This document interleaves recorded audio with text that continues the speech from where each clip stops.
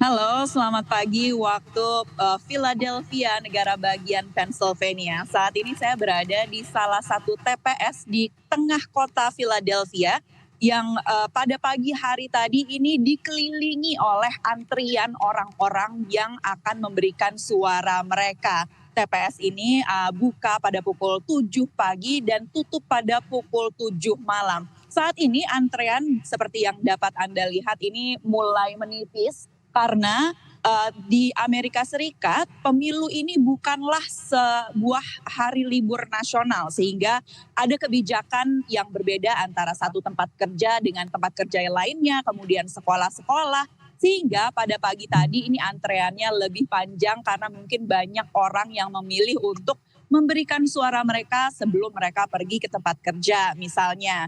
Nah, karena alasan bahwa hari pemilu serentak ini bukanlah hari libur di Amerika Serikat, maka seperti yang tadi Anda jelaskan banyak atau puluhan juta orang telah memberikan suara mereka lewat mekanisme memilih jauh-jauh hari atau memilih lewat pos. Nah, menurut data terakhir sudah ada 82 juta pemilih yang menggunakan hak suara mereka dengan memilih jauh-jauh hari secara langsung maupun lewat pos. Nah, ada sekitar 244 juta suara di Amerika Serikat pada pemilu tahun ini. Jika kita melihat antusiasme pada pemilu 2020 di mana sekitar 66,6% orang ini yang memiliki hak suara menggunakan hak mereka, maka kita akan melihat ada sekitar 160 sampai 170 juta suara yang akan diberikan pada pemilu kali ini.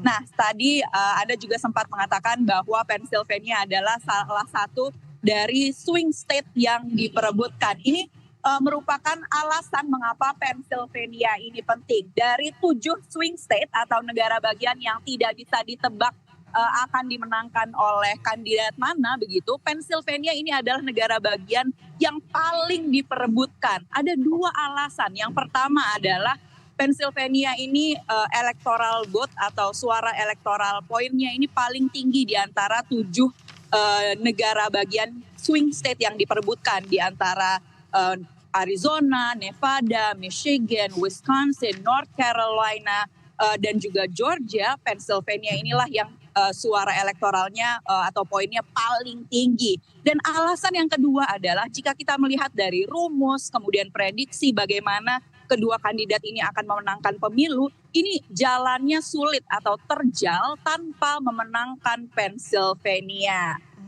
Kembali ke studio. Ya, Valdia, kalau untuk Pennsylvania sendiri, sebetulnya secara history, apakah Pennsylvania ini merupakan blue state atau red state? Dan untuk kandidat yang mana nih yang paling challenging begitu ya untuk direbut electoral college-nya nanti? Ya, jadi jika kita melihat dari sejarah Pennsylvania, ini dari pemilu tahun 2000, ini Pennsylvania ini selalu dimenangkan oleh kandidat Partai Demokrat. Tapi pada 2016 Donald Trump memenangkan Pennsylvania dengan selisih suara yang sangat kecil di bawah 1% saja. Kemudian pada 2020 ini Joe Biden memenangkan atau merebut kembali Pennsylvania dengan selisih suara yang juga sangat kecil di atas 1% saja. Nah, jika kita melihat polling terbaru atau agregasi polling dari sebuah lembaga bernama 538, ini kita melihat kedua kandidat ini hampir seri di Pennsylvania. Hanya berbeda 0,2% saja untuk Kamala Harris. Jadi bisa dibayangkan betapa ketat persaingannya untuk memenangkan Pennsylvania. Ada satu hal juga yang menarik bahwa hasil pemilu kali ini bisa jadi tidak bisa diketahui hasilnya tanpa menunggu Pennsylvania ini selesai menghitung suara mereka. Karena ini ada peraturan di Pennsylvania untuk menghitung suara yang dikirimkan lewat pos, itu baru dimulai pada hari ini. Dan menurut data terakhir ada sekitar 1,8 juta surat suara yang dikirimkan lewat pos. Jadi perlu waktu untuk menghitungnya satu persatu. Pada pemilu 2020 ini baru 4 hari setelah hari pemilu, hasil pemilu itu bisa diketahui karena menunggu Pennsylvania selesai menghitung surat suara yang dikirimkan lewat pos. Nah, pemilu kali ini bagaimana? Diprediksi mungkin tidak akan menunggu selama pemilu 2020 lalu karena sudah ada pengalaman, belajar dari pengalaman yang lalu begitu, dan ada mesin-mesin tabulasi yang juga canggih yang digunakan untuk menghitung surat suara yang dikirimkan lewat pos di Pennsylvania. Nah, Valdia, kalau melihat dari situasi terkini di ballot saat ini maupun juga dari angka begitu ya, suara yang sudah dikirim melalui pos, seperti apa antusiasme warga AS Indonesia yang ikut serta dalam pemilu kali ini? Ya, antusiasmenya ini hampir sama seperti jika kita melihat secara luas pemilih AS di Pennsylvania begitu ya.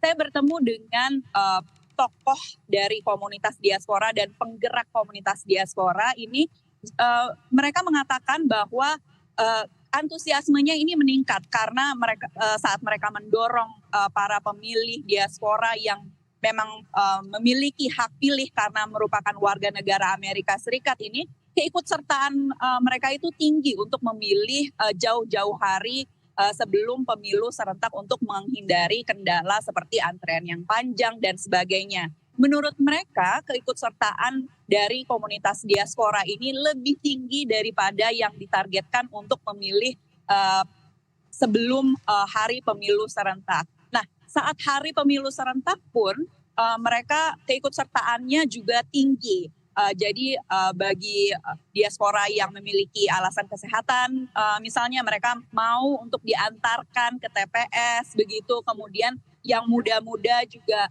memiliki kesadaran yang lebih tinggi untuk menggunakan hak suara mereka. Baik, Valdia, kita akan nantikan ya seperti apa nanti hasil akhir ya dari The Ultimate Prize Pennsylvania ini sebagai swing state dengan electoral college yang tinggi dan diperebutkan oleh kedua kandidat. Demikian pemirsa, laporan langsung dari jurnalis VOA Valdia Baraputri langsung dari Philadelphia, Pennsylvania. Sekarang